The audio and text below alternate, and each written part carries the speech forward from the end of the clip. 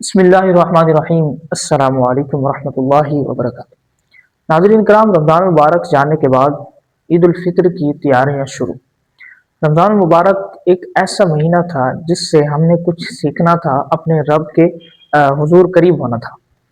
اور عید الفطر تمام امت مسلمہ کو بہت بہت مبارک ہو۔ تو سوال یہ تھا کہ رمضان المبارک سے پہلے ہم نے عید کی خوشیاں تو منانی ہیں، لیکن رمضان مبارک جانے کے بعد ہم نے کیا کچھ سیکھا؟ تو رمضان مبارک میں ہم نے یہ کچھ سیکھا ہے، اللہ تعالی ہم سب کی عبادات، نماز، تراویح، روزے قبول فرمائے۔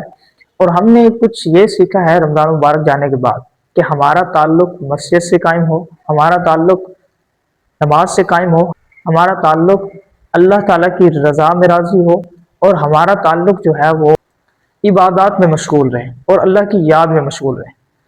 تو کیا ہم نے رمضان مبارک جانے کے بعد یہ کچھ بھی سیکھا ہے کہ ہم نے جو کچھ عمل کیا اللہ کی بارگاہ میں اللہ تعالیٰ ہم سب کی عبادت کو قبول فرمائے؟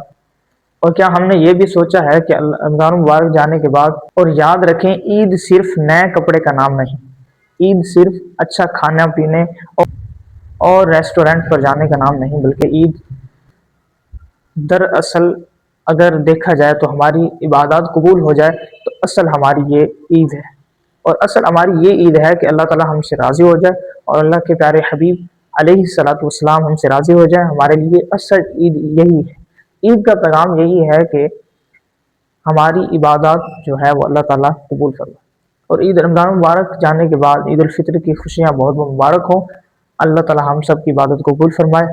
اگر ہماری ویڈیو اچھی لگی ہو تو چینل کو سبسکرائب کریں تاکہ ہر بنانے والی ویڈیو آپ تک پہنچ سکے۔ جزاک اللہ، شکرا۔